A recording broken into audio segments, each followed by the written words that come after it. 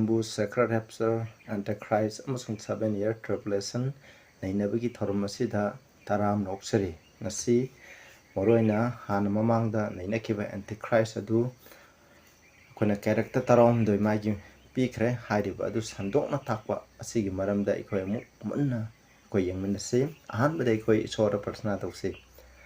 Sargadalay be Payam Tagasare, Panan, Aroiba Matamda. Nahaki asang search ki mark the land hugudova Antichrist hatu Kanano have the madam de coin mamang the current necre Masi Masibu Sandokna Takpa Asida Nahana Porpina with Hawaii Asang Mana Luina view Dari Vishina putting the subordinate view high river Antichrist as a coin of column the duna Quina Ahingba Aduga Chumba Dharma Chamber Probuji Sukristabu Koramba have the Oyan view holding with Pavana and view Probuji Sukrista in the Kurumjari Amen. I couldn't Daniel 7 gi 8 koi paragum si masida hai masi tara adu gi manung da apik pamasi have the Antichrist power the thole mahangna tholopam matam da mamangi masi ohum do maru phana phukto kani have ne mase haidiba adu gi maram da koi han jing si Antichrist na haidi papel Rome na tholopam matam da Roman Catholic Church institution tholopam matam da mahangna masi ohum haibadi ning tholeba ahum maru phangna manganki haidiba ning tholeba adu kanano haiba ikoine yengse adubu Rome gi ning tho aikona Justinian 533 AD da Rome gi bishop haibadi pope ashina adu prithibida leidiba church khudingmaki makokni haina mahangna lakthoe aduga mahangna lana takpiba Bible lana takpiba singbu sumthokpa ni Chumthokpa makokni haina mahangna lana thokpi masigi lairik asida nakhoni yengbiu asumna lakthokiba matam asida oduna mahangna lakthopa kakana thana haidi Europe ta leiriba khudamoina Rome haiba leibak sina mangonda sakti political sakti edu sina badarka leiba aduna maram hoitana hairiba matam asida heralai haidi Roman Catholic Church ki mayokta hairiba Christian organization ki mayokta yadaba kayamarum lerame makoi dugi manungda haralai aduga bundles or strogot hairiba ahumse makoi jina makoi gi mayokta man Catholic Church asigi mayokta lerameba aduna baral haralai asina 493 da masimangan ki aduga 534 AD da asai Justinian na laukthokka matunda maigi general Belsarius na masi Europe leibak tegi Rome leibak tegi maroina masi maru phangna masi muthatkira masi tawthokira me tanthokira me maru phangna muthatkira me aduna ne khoina destroy by papacy haji the papacy masam dinate maki lami lete maki lami haji Europe ta leiba leibak singa to sinabne matang asidadi makhoi gi Justinian na support tawbnina man sinabne aduga 538 AD da ayat pa thingba sigi mark ayat pa makak pi balaba to Ostrogor or me do haire bise maki Justinian magi general ambassador 530 AD da masi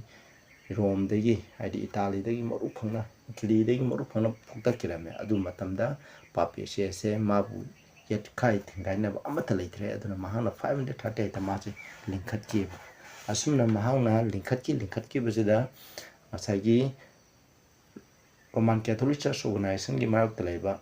aduguma laiba ahum do sumaina maru phangna uthake masi babna haibdo exactuma nation oucha aduna kana mission Antichrist is roiba matamda ani suba laktunga wangda Prabhu Jisu Christ gi mark to magi church gi mark to lakdaba mi amani haina lawba taragadi lawriba mi ado nam thak torone masi Roman Catholic na makhoje Antichrist ni haidan ngai ki dama makhoi bu serana na utin ngai ki dama aramba takpiba amneba asang ba Antichrist Roman Catholic Church organization ni hadi magi mission haibnate masi gi luching mom khoina takpi tambira Bible ko na tainaba masi buneba masi thajong kaiguman andom na masi thaja bidaba tarabdi andom ju nam tha asida yaurabni haibse khoina kawun Bible na asang ba history na praman pira buduneba aduka historical proof asi yengse hadi Rome akhana litan hall se kadai dikai masi tarai manung dei tholopani habdi Europe le bakti tholopani khoina mamang dai kre masi gi search and search space 40 to 43 days out of the ruins of Roman Empire there gradually arose a new order of states whose internal point was papacy haji hadi Roman samaj na marai chai tharaba matamda kana lakore Roman Samas na mara chaitam batanda papel Rome de papel se de Roman Catholic Church masi lakpani have historical proof later matangi de so papation the world affairs the no koni yung screen the patan yung biro masida Roman Empire have jinam tara thona kaithara bu matung da magi mahutta atopa la kamarum na hadi barbarous hadi koina tribal gi adugumba kamarum na yamna tamthip kam na Rome de thugai ni la kam torong koina koina wa haneba adubu moi kudum loi mai thi adubu Roman Catholic Church masi khakdang na Dharmada amasung secular hadi koina laibaki wain thoda da ning tamba laiba ma oirakeba Rome na tur ka da mahak se lakne ba Bible na have digi matuina masi yamna mayek seng koina dan chapter 8 ta nei na batara ga di masi dana hena mayek seng gani dubu koina madudi nei na roi mathang da mako ying chi ko papel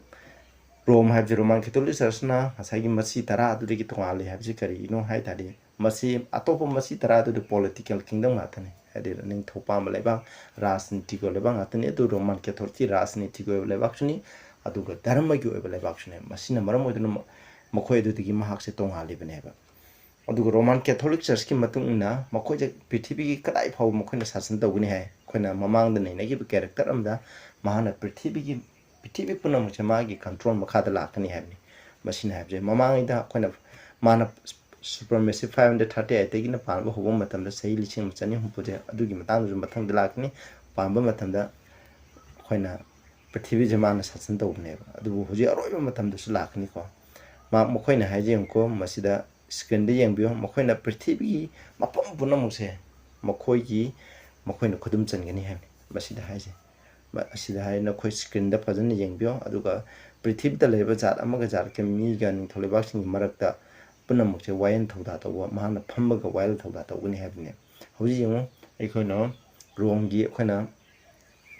hoji Pro Francis haju mana mahani mahakpu recognize tawda leba haibse amta leite prithibi gi dharma gi ko oiba makok che mahani hana prithib da leba khun me yanari bne masi kaugno oroi matan da mahana malam prithibi se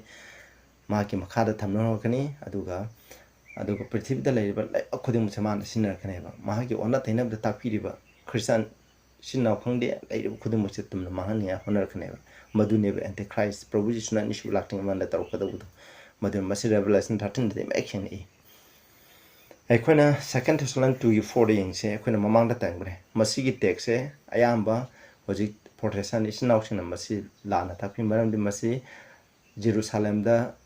Solomon gi temple thugai ki do sagala kana madu da maning tho ina pala gan ma ishone haina utkene haina haiba madu aran mane mase Bible na habine mapna abdi mana ishogi sarsta ishogi laising da mana phamgani maning tho ishora moina phangbane amne mahak che ishone haina ulaga phangbane amne mase Roman Catholic Church ki lusing ba po no mokho je ishone hajabra do khoi yengjeba sidai da hai Catholic National Dura 1995 ta je masi sida daware priest forever says by the ordaining bishop mokoi ordain tawro bishop na nang di nam ko ma ki purohit ni hamne ko nang di mi amana te hai he is no longer a man hai a sinful child of Adam gi pap chen ba Adam gi masana te but alter Christus have the another Christ forever a priest of the Most High with power over the Almighty hand angam ba shogi mathak ta sakti leba khwadi ngamba purohit amani hai atopo Christa amani hai the Pope is not only the representative of Jesus Christ, but he is Jesus Christ himself, hidden under the veil of flesh. Koi sadongi pada marum the lotun le pa Jesus Christ masa mane ai ko man Jesus Christ gi mihut oi bidan natna mahak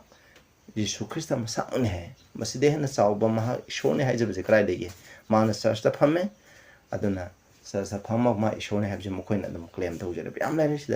sida koina mathangi quotation da jo amu koina yengbe ko adum mathangi jo ai loina sandong tam yamang ni ko yeng biros kanda maro ibdo kha hai Cardinal Bellar mine na hai ko hai di Bible da sasa da piba ming khudimak to hai di Prabhu Jesu Christ gi ming de sasa da yam na le adu hai di ba ming khudimak to pop ta jo apply to wi hen ko masina sidamu le hare masi blasphemy ni ishobu thina ngamani Snapsing ishoni hijabadani pop aise aduna sidai da hai aduga aroi bada sigi zida hai masigi kona screen je de yang bio our Lord our God the Pope hai Leo 12 na hai ne ba masi sida hai je ai khoi gi ibungo ishor Pope hai sida aduga mathang gida the great encyclical letter of Pope Leo 13 da ko man hai we hold upon this earth the place of God Almighty hai akhona malam prithvi sida ishor gi mahut ko akhona lei makoine ishor ni hai ne masina hai je makoine ishor ni hai do adum masida haje masida akhona mathangi code ani student akhona yengme ko aduna secular power koina leba ki wain thoda toba sarkar salai bi thabok amsung dharma ki thabok khudimok se punamok se kana gi makha poli pok ki makha poli hai Roman Catholic Church organization gi makha pol hai all temporal power is his prithvi da leba khon sakti khudum che ma kini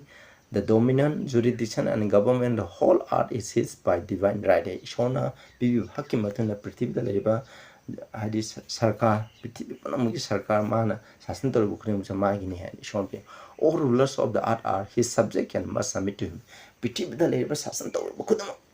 leba wain thoda tor ba leba sarkar khudam ma ki makha da pon ka tabni hai che mkhoina hana de gi laure basi aroi bam batunda prithvi da leba khudam na ngona makha pon ne ba masi gi maram de khoina revelation 13 da mathangi hapta da khoina nei da ba khoi khangani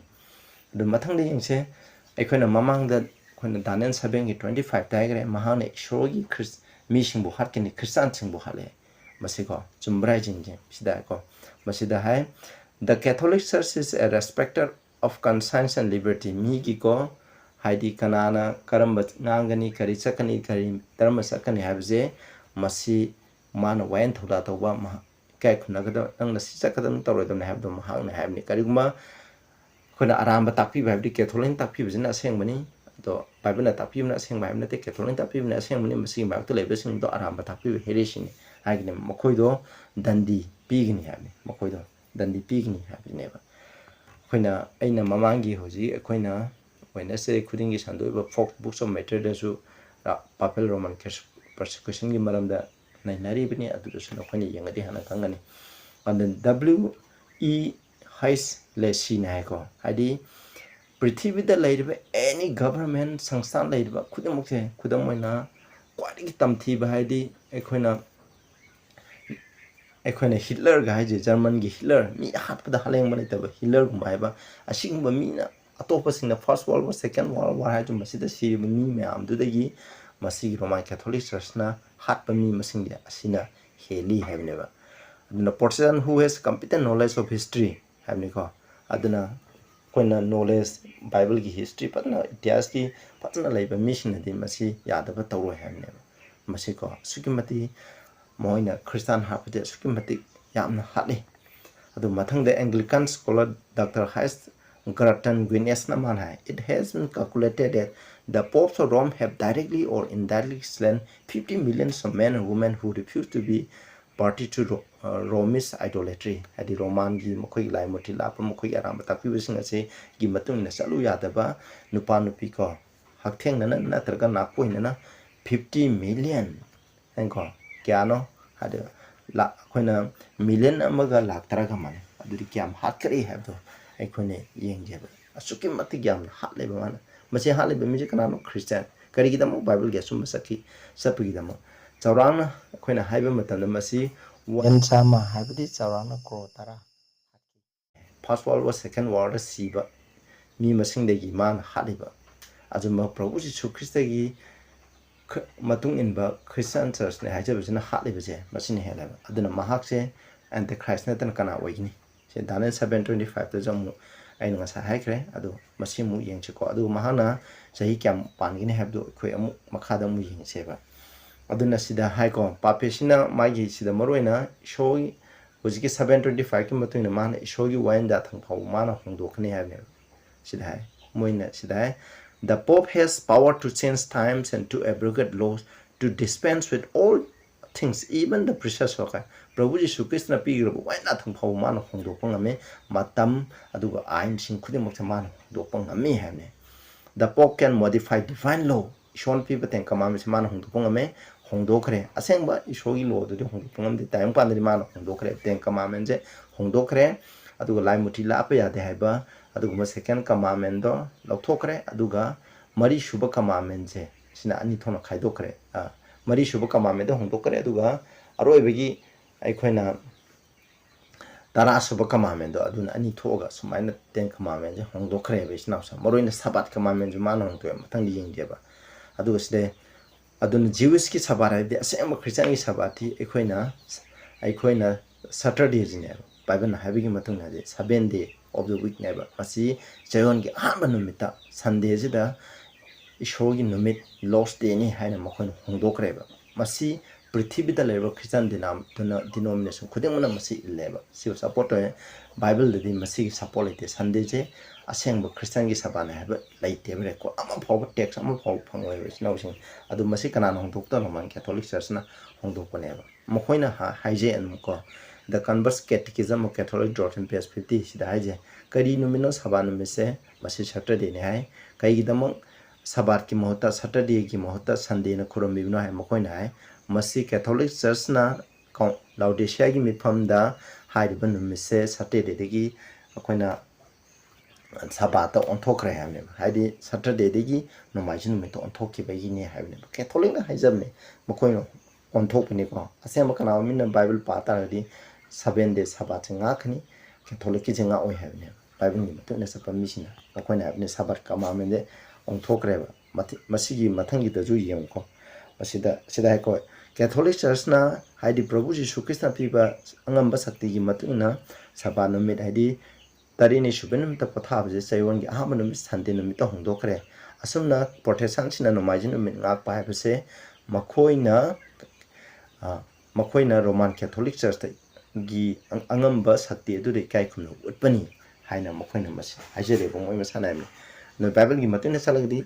ekona 7 days sabat nga u hana mokhoina jo claim tawje snaw cha aduna sabat commandment eduka 10 commandment jo mokhoina on thokra bane hoji mokhoi gi Catholic ki mokhoi gi 10 commandment de yengba matam na khoi khang ni screen da phajana yengbu changtam na bji ko ishona semba 10 commandment ga mokhoina on thokba ji ga screen da phajana badu gi khana badu yengbiro matang da mokhoi yengdi Roman Catholic Church na kyam kuina pange habdu khoina mamang da nei na khare madudi sahi lising mo sani humpu pale Bible gi matam da Daniel 4:16 ay mamang do no mamang video yeng da tari mamang video yeng bio matam ama have time have se bang betuna sei am ni sei am je no mi chahum phuni sai khona mamang le aduna times and times and dividing of time have sei hum khai ni sei hum khai de kaino khone yeng bi number 1430 Ezekiel 4:6 Psalm 77 gi 5 to no khone yeng bi are Maduri Bible gi matuna sahi ama have numit lising masani hupani prophecy de sai nong baje sahi lising ama ka mane aduna Roman Catholic Church na sahi lising ma sahum gum pang ne adubu atopo Protestant south sing denomination na message sahi khai ona literal ona laweba basi kai no ha kana khona mathang da mu aikon yeng mo sahi taret ki 7 year tribulation gi maram da ne na Daniel chapter 9 ne ba matam da aikoi mu ada phajana yeng jeba aduna sahi khai ni aduna sahi tare okay kamaina krai de lobu no khoi khangde do khoi mathang da Bible de gi na krai de lobu na ha mu khani ngi ba Daniel gi khona 49 70 weeks to adu gi mu khona aron ba gi hafta amadon hafta amadin mi tare ni chai tare and mai lobu ne sumane apply to ne adu chai numit lising ma chani hum phuje Daniel khona Daniel chapter 7 amsung Revelation da masi kyarak panduna sine adu maram jeng che mokoni kyam pam ra habyo khoi yeng pa pesna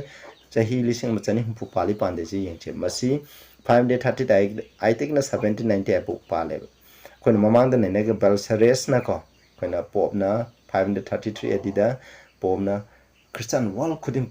Christian hadi church kudim ki mokoni law thokre adu ri 530 ta ma je mangonda sakti sinagre ba dharma gi adu religious dharma gi amusum political sakti ani mo che pore aduna 530 da pape si link khat ba na koina Google tawroge yengra na koina history de yengo masi chum maneba kana gi makada military Belsares haiba Justinian gi magi general je masi gi makada ma je link khare ba du de Europe ta leba lemhuri leba tare aduna roin support to ne aduna magi mark ta leba mi khudima hat pat tu patak pi patam ji ba do am leide ba masi ne ba magi mata masibu amam bi ju kaina koina khangne ba adu de gi dimu asuna mana rule to ba matam de ne khon ngasai hat ki ba Christian 1 million gum hai je crore Christian crore amagum ko sigi chang je makoina hat kheba asiki mate million chama hai me ko atuna masigi chang je hat kheba crore mu ki chang je man hat kheba asmai to na bible gi makta tabu john kono martin luther john hus zero ma de yam lai world in sensing kono mathangi wednesday gi du na ko yengbiu mana kyam hat ki gap ji ngai gi dama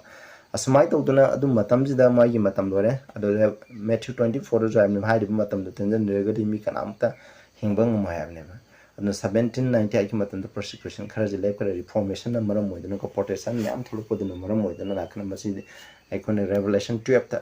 adu 13 da nei na de ko ne khangane ba adu na asai Nepoleon na Europe na mu chi unite tong na bo hona ba matam na paishin na ba ma gi makha da hona ba matam da mana joy matham joy tro ko matam da khona Nepoleon ko mai general birthday na February 10 da ko 1790 da challe aduga asai Vatican City salaga po pa 6 mana pha ne pha ra ka ma je tha gre ba France ki balance hai bum phum da ma je tha gre da mai to da na pop si rabni na pa pe si Roman Catholic Church se sakti leitere mai gi dharma ki sakti adu political sakti ani ma je लौथोखरे अदुई मतुंग कुई कुई दना बुदि मागी religious शक्ति fungi हुजि political शक्ति दि हुजि फंगरेबा पृथ्वी the label अखुदुम मोन political शक्ति बिउ मतन पृथ्वी जे लोइरेबा मदुनि अखुना रेवलेशन 13 लेखने नै नरिबसे समाइन तौदना सब चाना को समाइना 1798 न खनि यमो 538 न 1798 अबकि मतम जे क्याम ओइगे हाबदो मछि एक्जेक्ट सही लिसम ग सनी हुपुनेबा बाइबल न पीबा एक्जेक्ट टाइम ने बिसनाउसा मसिमकनी को अदुना सुमलतंगी मसी हारिबा मतमने लिटरेल ओने सही को सही अहुम खाइ ख ओइ तारदी मसी प्रोफेसी जे लाले मसी एन टाइम दम खने अप्लाई तौन बहना बने बिसनाउसा अदुना अखोने कावरै दबदी बाइबल ना हारिबे मतुना रोमन कैथोलिक चर्च सिबु एंटीक्राइस्ट ने हेने अखोने लौद्रगदी मसी ओइबा मतमदजु ईश्वरगी मिसिंग मायक्तजु तौगदबा होजे होजिजु तौरबा पृथ्वीदा लैबा खुदुमकजे माकी मखादा लांगना होनबा अदुगुम एंटीक्राइस्ट हुजी सथबंग मा ईश्वरने हजेबा तौरिबा मखुगी लग्जरी ओइबा म्याम सिदा नखोइना लौसनदबा तारगदी नखोइ सैताना नमथाकतोबा मिसिंग अदुगी मनोंदे यावगनेबा अदुने चाउचाइना असंगबा अपील तौजरी बाइबल फजना नैना मिनसी बाइबल ना हाइबा हिस्ट्री बाइबल की हिस्ट्री प्रोफेसी फजना येंगा कांदा मदुगी मतुंगना अखोइगी असंगबा अखोइगी येंगा बोइरेबा एंटीक्राइस्ट अराबा बाइबल की ओना तैना ताकबिरिबा अदुगुम्बा खुदकुम्बा institution Roman Catholic church institution असे अखोइना मागी लोचिंगबा पोसे एंटीक्राइस्ट ने अखोइना लौदे मरम लेतेबा मसी बाइबल ना मैक्सेंग हाइख्रबने अखोइना लौसे अदुबा अखोइना कोइ नुसिरबा कैथोलिक नाउसिंग मरम ngaम नते मखोइ मनुंग दे ईश्वरगी हाइबेन बमी क्यामरम लैरे यामना फेफुल होइबा मखोइ तो असुम दुखंग थोलकनी अखोइ जो अरोइबा मतमदा हाइरिबा चर्च से खुरमोइदमने हाइबजे बिस पावर ने मसी ईश्वरना क्वाइगी मसी खुरमसिंग तमतिना पी तमतिबा वार्निंग पिएबा मदुई मरमदा अखोइना मथंगी वीडियोदा अखोइ रेवलेशन 13 दा चलगा अमुक फजना अखोइना नामिनरसेबा मसिगिरि ताबिबा मयाम बुशोना बोपी बुशना नो बोयगनि नखोइना बेल आइकन नम्बिउ आइगी वीडियो जे नखोइना यम खुदिंग सैटरडे खुदिंगी मसी वीडियो जे अदम थागसरखनि नखोइना यंबिउ अदुगा शेयर तौबिउ अदुगा यारगदि नखोइना कमेंट पिबिउ लाइक तौबिउ हाइना आइना मयामदा अपील तौजरे प्रार्थना तौजि सरगदा लेबि पायाम थागसरे अखोइने असंगबा बाइबल की मतन एंटीक्राइस्ट का हाइबसि मरमदा फजना नखरे ताबिस नाउसिंग दना ना बोपिना अमंबा सिदगी लौथोरगा सैताना सिनरिबा नमथा एंटीक्राइस्ट हाइबसि रोइ मतमदा थोलकदबा इंडिविजुअल अमखक्तनी हाइना अप्लाई तौदना बाइबल की ओना तेंगा तालिबसिंग असिदगी कनबा ngambि हाइना प्रभु यीशु की मिंगदा खुलुमजरि।